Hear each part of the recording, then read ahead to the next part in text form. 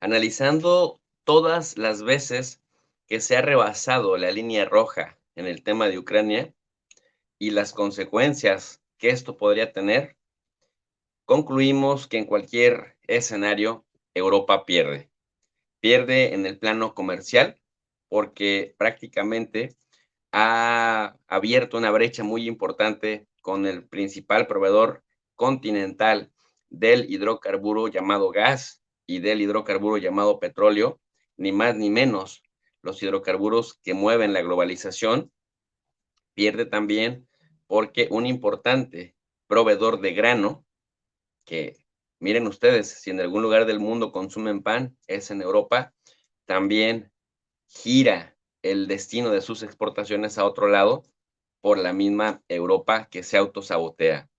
En el plano de los fertilizantes, se quedan sin fertilizantes baratos a tiempo y los proveedores que sustituirían a Rusia, los proveedores en gas, en petróleo, en grano, en fertilizante y en tantas otras cosas que le resolvían la vida al crecimiento industrial, al proceso de desarrollo industrial de Europa, se van de lado.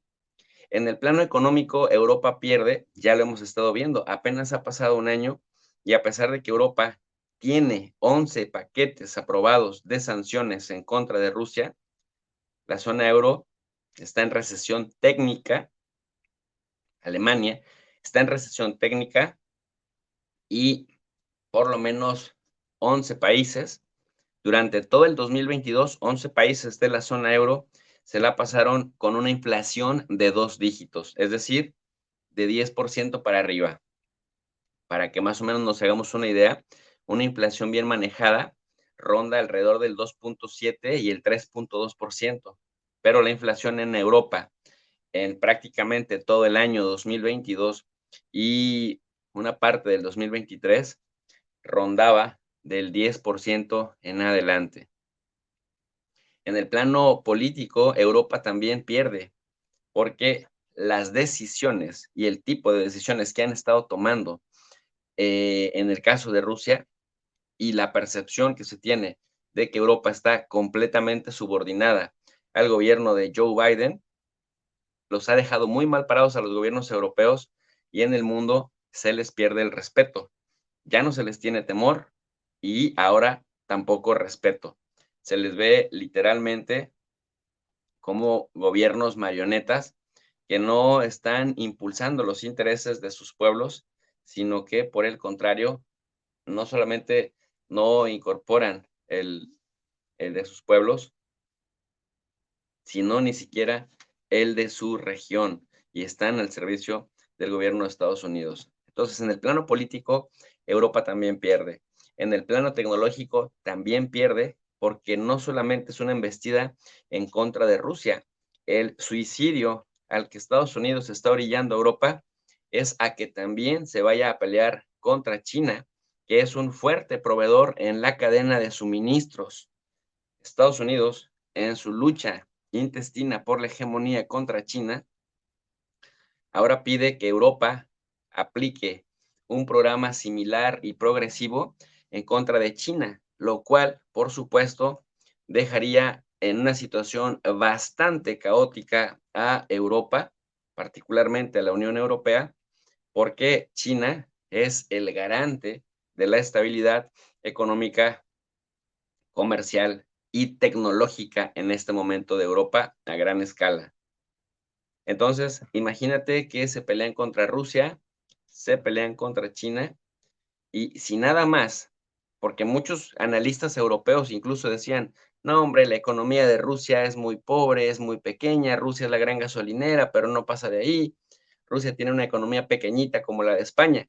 Pues imagínense, si una, dándoles, digamos, razón, otorgándoles o concediéndoles cierta razón, si Rusia es una economía pequeñita y a pesar de esto se les ha dado una sacudida brutal a los europeos con el tema de las mismas sanciones europeas, ahora imaginemos lo que significa que se pongan de tú a tú contra China, que China prácticamente supera a todas las economías europeas, literalmente incluso ya a la alemana, a la británica, a la francesa.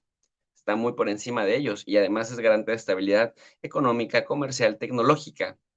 Estaríamos hablando, pues, de cosas, de palabras mayores, pero para allá va la tendencia. En cualquier escenario Europa pierde porque ahora los europeos se creen con la facultad y la potestad de exigirle a países como China o la India que también ellos saboteen a Rusia y obviamente si Rusia ha logrado resistir a las sanciones es precisamente porque la India y China han estado detrás comprándole las mercancías que Europa ha dejado de recibir y además comprándoselas a precios bastante óptimos y revendiéndolas. Bueno, si hay una guerra continental, si se siguen rebasando más líneas, se ha rebasado la línea de los tanques Leopard, de los Challengers, se ha rebasado también del tipo de artillería que se le da a Ucrania, se ha rebasado la línea roja ahora de los aviones F-16, se ha rebasado la línea de batallones completos de soldados de Polonia, de Estonia, Letonia, Lituania, y algunos otros que se han quitado el uniforme del ejército de su país y se han puesto el uniforme de Ucrania y se han ido a pelear. Se ha rebasado el papel que hace la Unión Europea y la OTAN en el sentido de que abiertamente te lo dicen, ya ni siquiera lo esconden. Se han puesto a entrenar al ejército de Ucrania y las nuevas filas del ejército, de la segunda o tercera versión del ejército de Ucrania, porque el primero ya fue eliminado por completo, y lo dicen abiertamente. Nosotros estamos entrenando soldados ucranianos y proveyéndole a Ucrania todo hasta la victoria. Y la victoria de Ucrania significa también una guerra nuclear en el futuro. Y en una guerra nuclear, aunque se utilicen armas tácticas, Europa pierde. Europa pierde en cualquier escenario. Pero Andrea Ricci, Andrea Ricci, del diario El País, dice lo siguiente. Europa publica este artículo llamado Europa, viejos abismos y nuevos puentes que disgustan a Putin, como dando a entender pues que no, que Europa no pierde en todos los sentidos, cuando yo ya he explicado, y no por filias ni fobias, sino con datos duros. Pero en Europa parece que no entienden eso y al contrario, se sienten orgullosos de las decisiones que han estado tomando, aunque esas decisiones las lleven al abismo. Bueno, en este artículo, Andrea Ricci escribe Europa, viejos abismos y nuevos puentes que disgustan a Putin. El marco mental creado por la guerra en Ucrania propicia, pese a que persistan divergencias, la posibilidad real de significativos avances en la integración del continente. En Europa están muy orgullosos porque a pesar de que están con un pie en el abismo y han quedado completamente subordinados a Estados Unidos, pero además dependientes de los energéticos de Estados Unidos y de las políticas verdes que Estados Unidos les dicte, ellos están orgullosos porque dice, bueno, pero al menos todas estas adversidades nos han unido como región. En Europa se van construyendo nuevos puentes. Esta semana en Moldavia se ha celebrado una nueva cumbre de la Comunidad Política Europea, un foro que reúne a 47 países para fomentar espacios de cooperación entre estados del continente, miembros de la Unión Europea, de la OTAN, de ambas organizaciones o ninguna. Se trata de una galaxia heterogénea y está por ver qué resultados concretos podrá dar, pero la segunda cumbre da nuevo impulso a un formato con valor político en el desafío ruso. También esta semana, en Bratislava, el presidente de Francia, Macron, pronunció un discurso que deja entrever importantes desarrollos en 3 áreas con una exhortación a acelerar las decisiones estratégicas de Europa. En primer lugar, Macron abogó por ofrecer a Ucrania garantías de seguridad tangibles y creíbles, tan tangibles y creíbles como las que un año y medio después no le ha podido dar. Esto lo digo yo de mi parte. Continuó con el texto. Dijo además, si bien ahora la adhesión a Kiev de la OTAN es problemático, necesitamos un camino para la membresía. Es decir, Macron insiste en que Ucrania sí se meta a la OTAN, a pesar de que es una línea súper roja también para Rusia. Y es uno de los escenarios que nos llevaría a una guerra sin precedentes. Pero los europeos, en busca de likes, en busca de incrementar su popularidad, siguen insistiendo con ello. En segundo lugar, regreso al texto, Macron afirmó que hay que avanzar lo más rápido posible en la ampliación de la Unión Europea, subrayando que sería un error jugar al viejo juego de dar esperanzas y ganar tiempo. Es decir, Ucrania también debería estar en la Unión Europea a la de ya. En tercer lugar, tendió la mano a los países del este de la Unión Europea, admitiendo que Francia a veces ha sido percibida como arrogante o lejana o desinteresada hacia esa parte de Europa. Dicen, pueden contar con nosotros. Estas tres declaraciones de Macron parecen apuntar a una evolución de la posición de París y suenan como la evidencia de que hay cosas que se mueven, puentes que se construyen, nuevos pasos posibles en el corto y mediano plazo. Nada más decirle a Andrea Ricci que Macron es tan fuerte como líder que en Francia tiene niveles de popularidad de menos de 20%. Es decir, se sostiene con el apoyo de las Fuerzas Armadas, con el apoyo de la Constitución, es legal, pero ya no es un gobierno legítimo ante los ojos de los franceses porque los niveles de rechazo o desaprobación de su gestión están en las nubes. Lo quiere muy poca gente dentro de Francia, así que Macron más bien habla por él y por las élites que lo sostienen en el poder, pero en Francia tiene muy mala reputación.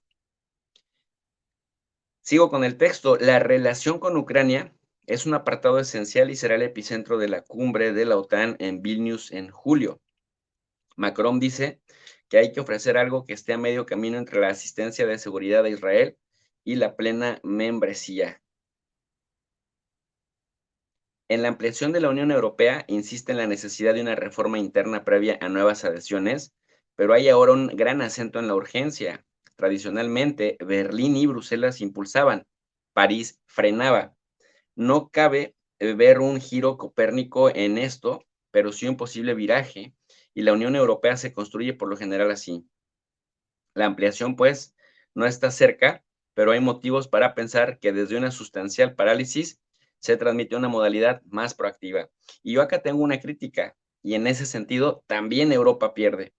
Parte de la fortaleza de la Unión Europea era que para poder aceptar a un nuevo miembro a la organización regional, que le ha cambiado la vida a millones, eso sí se lo hemos reconocido de la Unión Europea, era que primero hacía, presionaba a los países candidatos a incorporarse a la Unión Europea que desarrollara el fortalecimiento de las instituciones, que combatiera la corrupción política, que fuera transparente con la rendición de cuentas, es decir, que los países fueran claros y transparentes en el tipo de políticas públicas que tenían, que aplicaran reformas estructurales para poder, de alguna manera, estar listos al momento de incorporarse a la Unión Europea y no ser el patito feo de la Unión Europea.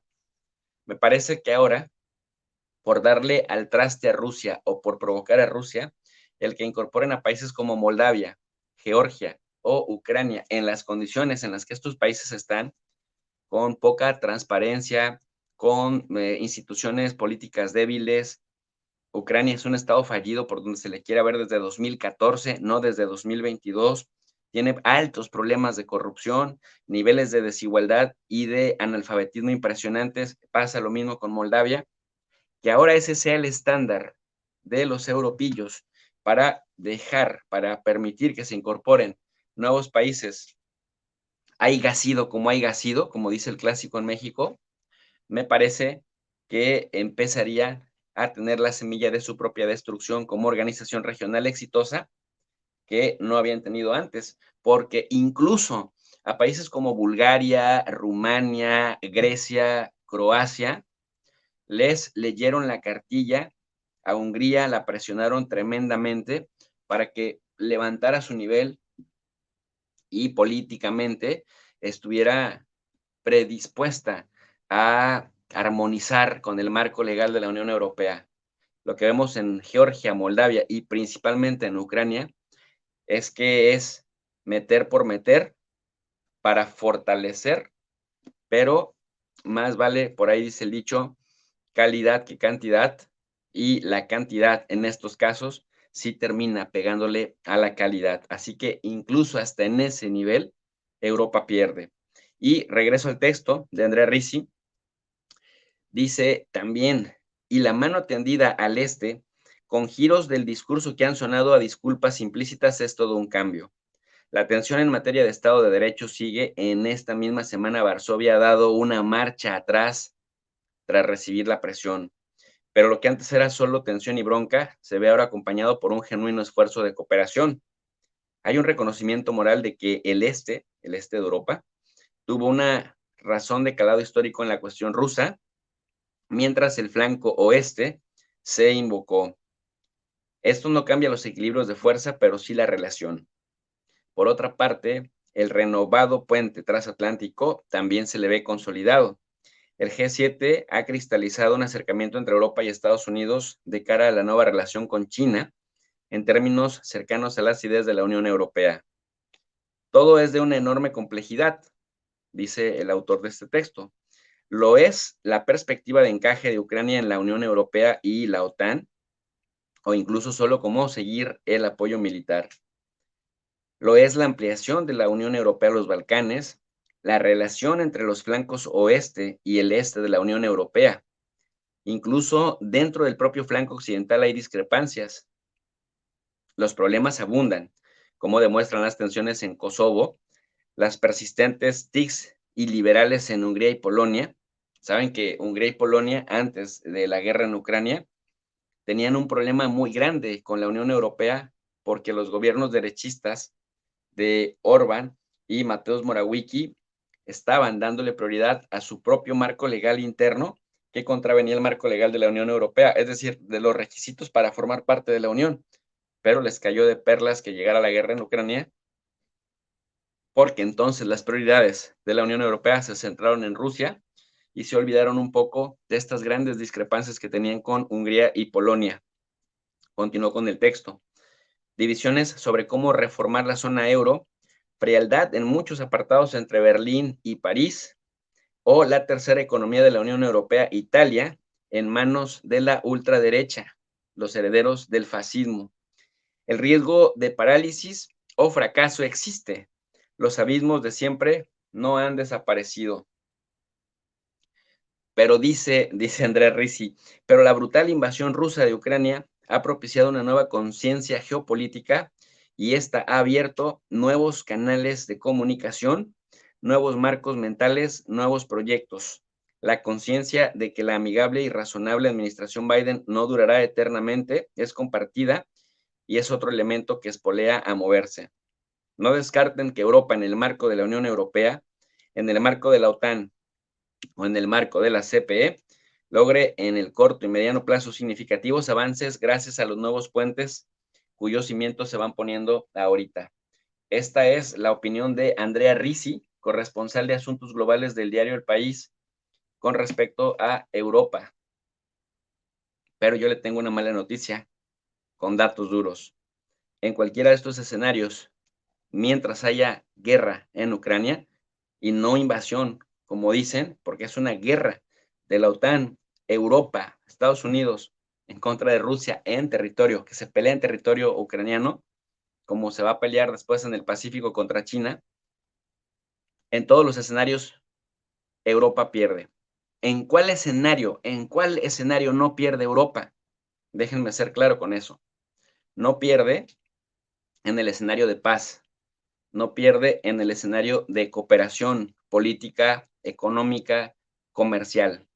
No pierde en el escenario que se tenía antes del año 2014, en donde Europa no apoyaba a los golpes de Estado y a partir de que provocaron a Rusia, a partir de que fueron incapaces de proveer la paz en estos 8 años entre las facciones que disputaban, por ejemplo, el territorio del Donbass, en la medida que fueron acercando la OTAN a las fronteras rusas, solitos fueron, ellos decían, cimentando su fortaleza como región, pero lo que estuvimos viendo a la luz de los indicadores, mal cimentando, construyendo sobre arena, y todo esto que acaba de decir este analista, Andrea Ricci, finalmente es un escenario más en el que Europa pierde, porque incorporar por incorporar